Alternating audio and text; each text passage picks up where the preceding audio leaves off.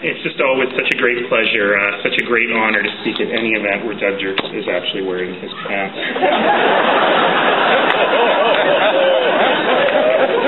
I'll let him explain.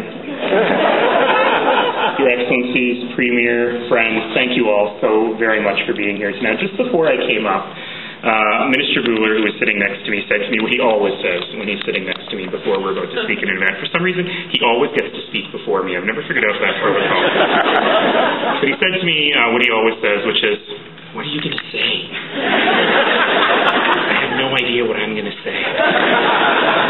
How long are you going to speak for? But he's always so good.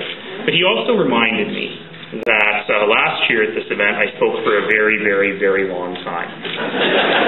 He says it was because I was the keynote speaker. I just think I may have just spoken for a very, very, very long time. But he also said, and they've all heard it all, don't repeat any of it. So I'm going to try not to. 35 years. That means that Immigrant Services Calgary is, in fact, older than the mayor.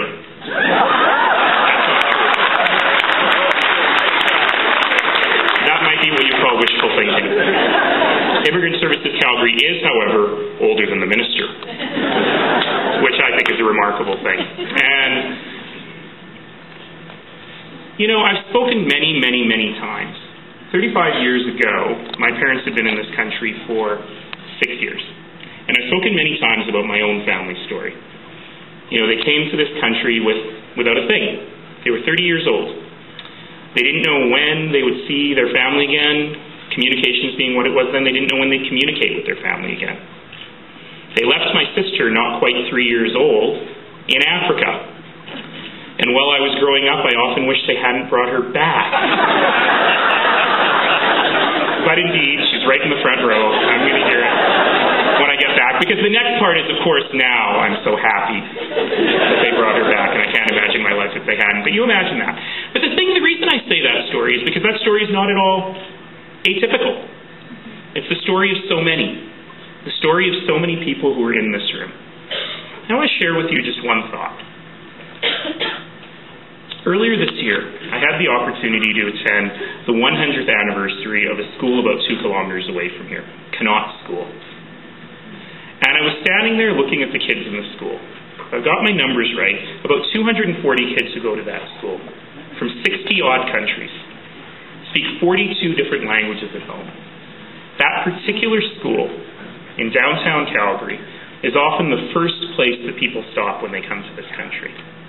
I met a young man in grade 6 with a beautiful singing voice who was singing in the choir from Ethiopia. And I learned that in his life, he was in grade 6, 11 years old. In his life, he had been to school for 6 months. And I heard some of the stories of these kids and what they had come from. The stories of the most frightening deprivation of war, of violence, of conflict. They came here with their families if they were lucky, without if they weren't, with much less than even my parents came here with 40 years ago. And it was easy to be upset by that, to be touched by that, to be sad, to think about what these kids have been through. But you know what? I wasn't sad. And I wasn't upset because I looked out at these kids all wearing their matching 100th anniversary of our school t-shirts. And I said, you know what? We've saved these ones. They're going to be just fine. They have the good luck and the good fortune and the good blessing of coming to a place where the community is going to look after them. And they're going to be absolutely fine. They're going to get an outstanding public education. They are going to fix any language deficiencies they have, and they're going to succeed in our community. And then I looked out at the parents who had come for that assembly. And so I didn't talk to the kids at all that day. I talked to the parents. And I said then what I'll repeat now, which is that for a lot of them, they've had incredibly tough times before they came to this country, and they've had incredibly tough times since they've gotten here. And I could not promise that day that they wouldn't have any more tough times. But what I could promise to them was that they did the right thing. They did the right thing not just for their kids, but they did the right thing for themselves. Because they didn't have to defer their dreams. They didn't have to say, I can't work in my profession anymore, but it's okay, my kid is going to school. And it's precisely because of organizations like Immigrant Services Calgary that they can understand that they did the right thing. You know, government policy is incredibly important. It's incredibly important that the federal government have the right immigration policies. It's incredibly important that the provincial government have the right settlement tools in concentration with the federal government, and that we work hard on foreign recognition. It's incredibly important that the city government continue to operate great programs in safety and in social services, as we do, as many of my colleagues from the city of Calgary. I see Katie and Cheryl and Erica and Trevor here doing that kind of work. It's incredibly important that government has the policy. It's incredibly important that organizations like Immigrant Services Calgary have the right programs. But even more important than the policy and even more important than the programs is people. It's a community that understands that our community succeeds when we generously share opportunity with everyone who comes here. It's when we make those one-on-one connections with individuals and help them understand that their dreams are possible, that they don't have to defer their dreams because they're in a new place, in an unfamiliar place. And that's why the Immigrants of Distinction Award is such a big deal.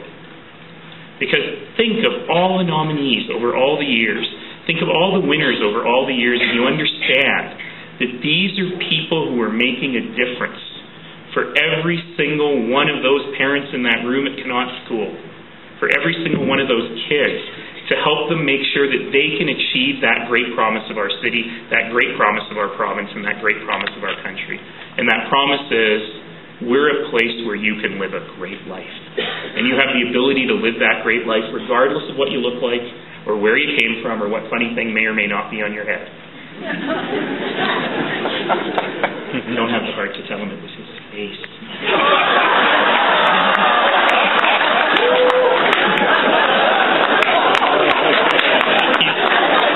He's my MLA. We can do that.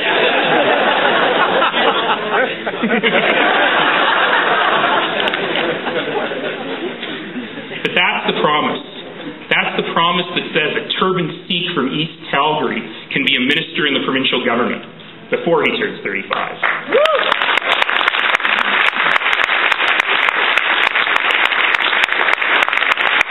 That's the promise that says someone who's an immigrant himself can be the CEO of a great organization like Immigrant Services Calgary, making sure he's helping lots of other people follow the same path he followed.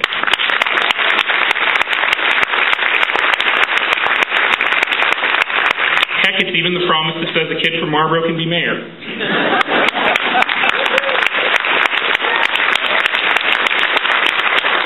And another kid from East Calgary can become the deputy chief.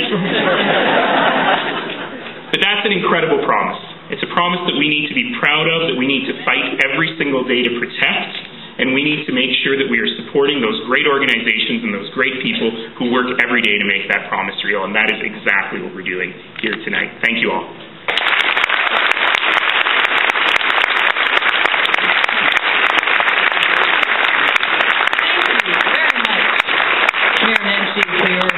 Sharing a bit of your personal journey with us and your family history and the love of your sister, of course, and your whole family. I think your words were very inspiring tonight. Thank you. And now we'd like to tell you about one of the great silent auction items available, generously donated by WestJet. You have the opportunity to bid on a return trip for two to any regularly scheduled WestJet destination, so don't forget to check that out. And just in addition to your program, Minister Boular will be